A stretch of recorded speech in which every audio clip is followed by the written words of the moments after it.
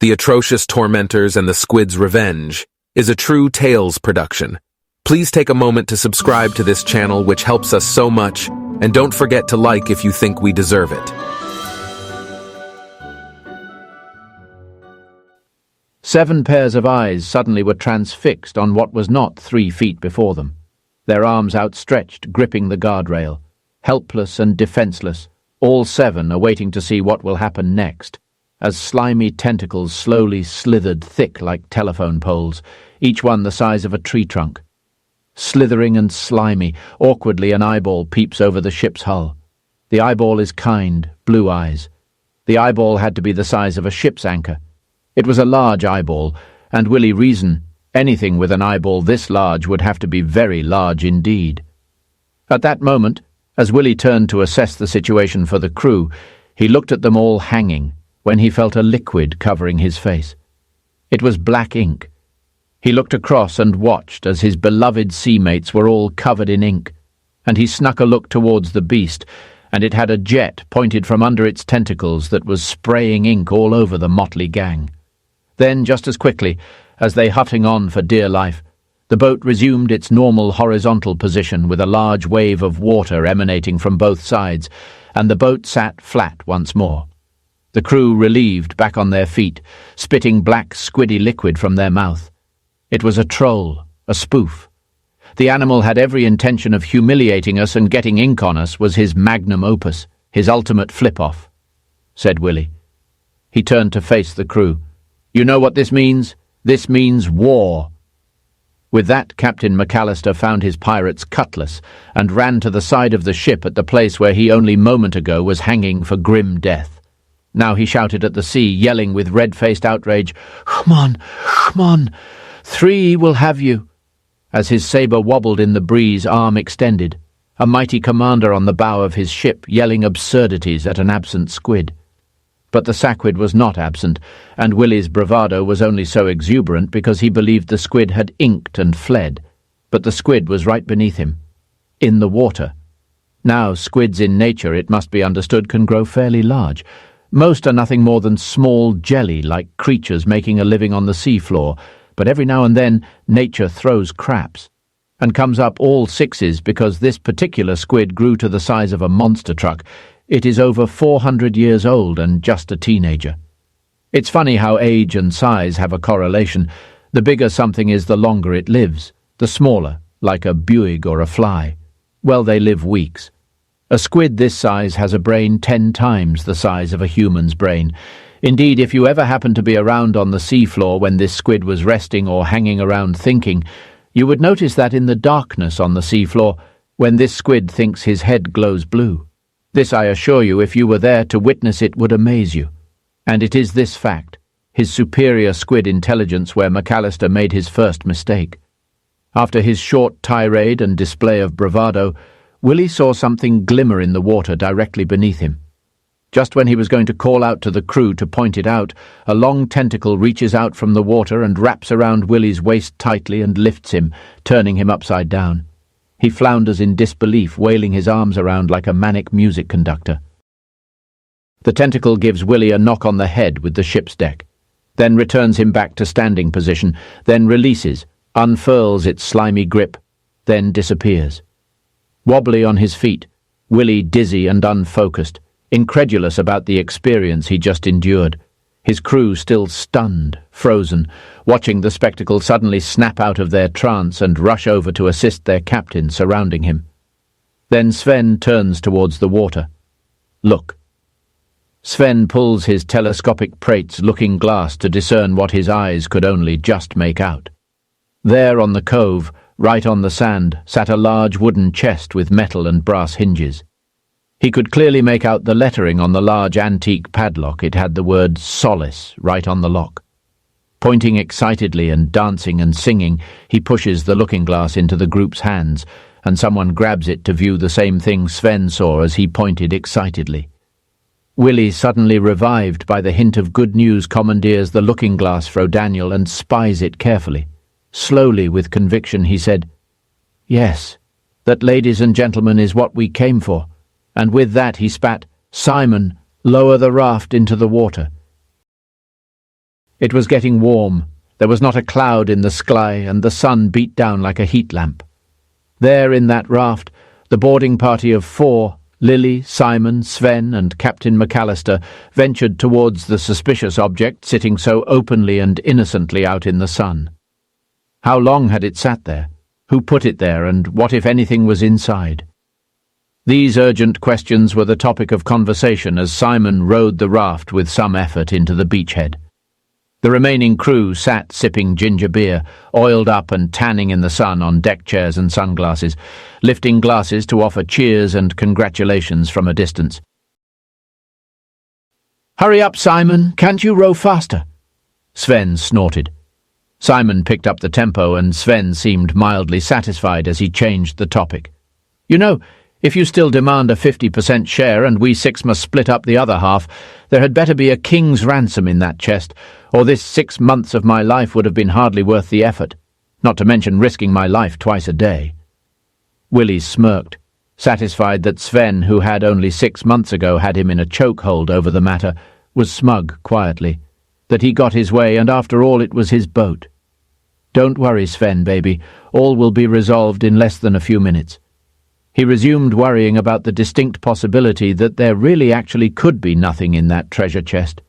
Since it is just sitting there out in the open, his ruminating was interrupted by Lily, who screamed, "Look out!"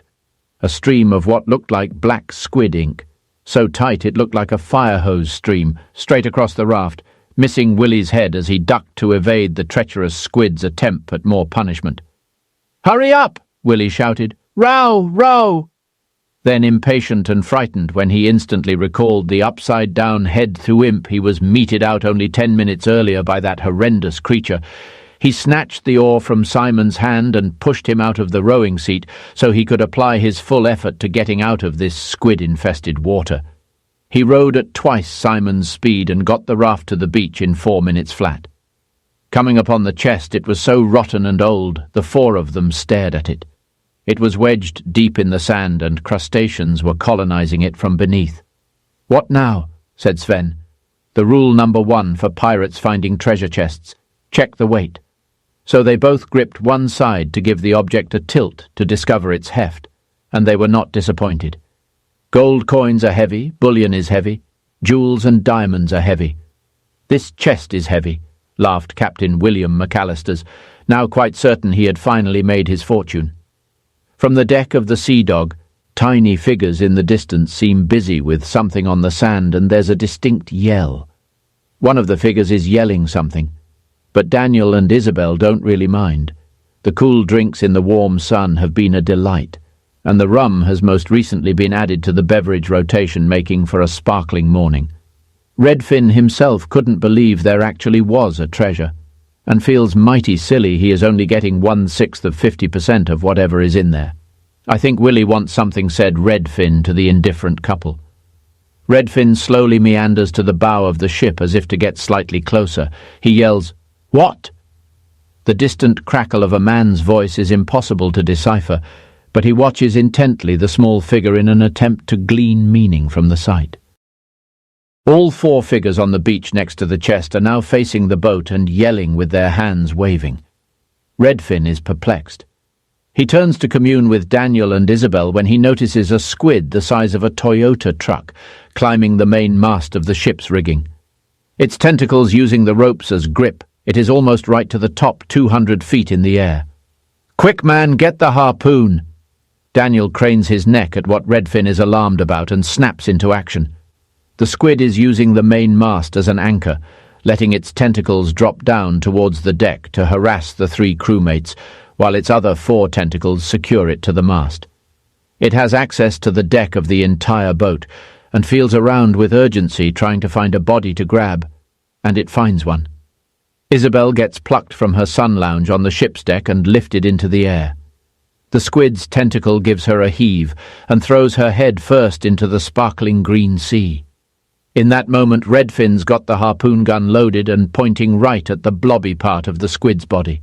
He fires, and a metal shaft with a serrated head attached to a rope line sails in a direct fashion right into the angry squid's brain. After 400 years of sea dwelling, the king of all squids is dead. His tentacles begin to go limp as the life drains from his slimy body. What a remarkable turn of events. Now the crew are free to plunder the treasure and there's nothing to get in their way. The beach party have already loaded the heavy chest onto their raft and are trying to make out the events as they transpire from the raft as it slowly approaches the sea dog. "You killed it," said Willie. "Shame," said Lily Chen. "We could have studied it." "I'm just so glad we got this lump of treasure onto the boat," grunted Sven as he and Simon struggled to maneuver the chest over the rails and onto the deck of the ship. "That squid is leaking ink all over my boat. It will be stained dark blue for years." "Something to remember it by," cried Isabel, who had only just been rescued by Daniel after treading water for 10 minutes in the ocean. The moment of truth began to set in as everyone digested the sudden events and concluded they aren't as important as the event about to transpire. What indeed will be their reward, their fortune, their comeuppance? They all 7 gathered around the chest as Daniel approached with a meat cleaver from the ship's galley. He moved towards the lock with both hands on the cleaver's handle and struck with an astonishing force, amputating the wood that the lock was screwed into. Such was their determination, and as the lid lifted, a sparkling light escaped from the contents inside. Rubies, emeralds, diamonds and coins, golden goblets and chalices, holy artifacts of historical significance. It was astonishing that this treasure sat unguarded on a deserted beach for 1,000 years. It didn't look like this journey would pay well or even at all from the start, but as things progress, so does fortune, and fortune does favour the bold. As the sun set over the horizon, the crew sat back with their pina coladas and looked out at the endless ocean. Captain McAllister let out a hearty laugh as he held up that old Greyhound bus ticket triumphantly. "I guess Redfin should have known better than to mess with a man of my calibre," he declared. Redfin had mixed feelings but was glad he got to share in a fortune with his new friends. Lily raised her glass and chimed in, "To Redfin, who owed a man a few bucks and paid him back with 1,000,000. What a sweet guy." Sven, always the stoic one, couldn't help but crack a smile. "I guess even a blind squirrel finds a nut every once in a while," he quipped. Simon, ever the optimist, raised his glass and exclaimed, "I always knew this adventure would end in triumph. We're rich beyond our wildest dreams." Daniel, the journalist, took out his notebook and began to scribble down their adventure. "This is going to make one hell of a story," he muttered to himself. And Isabel, with a twinkle in her eye, whispered to herself, "What a magnificent adventure! I can't wait to see where the winds of fate will take us next." As they clinked their glasses together and sipped their drinks, they all knew that this adventure had brought them closer together and forever changed their lives. And as for the squid, it didn't die. It quietly slid beneath the ship as a stowaway. It takes snacks of smaller fish as the ship moved by, but it is nursing its wound and shall have one last inky surprise for the crew at some opportune time in the funny near future. As the fair ship Sea Dog makes its path back home, a trail of inky substance follows it for miles and nobody knows why nor ever asks. This was True Tales. We develop original stories and characters. We hope you enjoyed this presentation. Don't forget to like and subscribe to help my channel so I can bring you more content like this.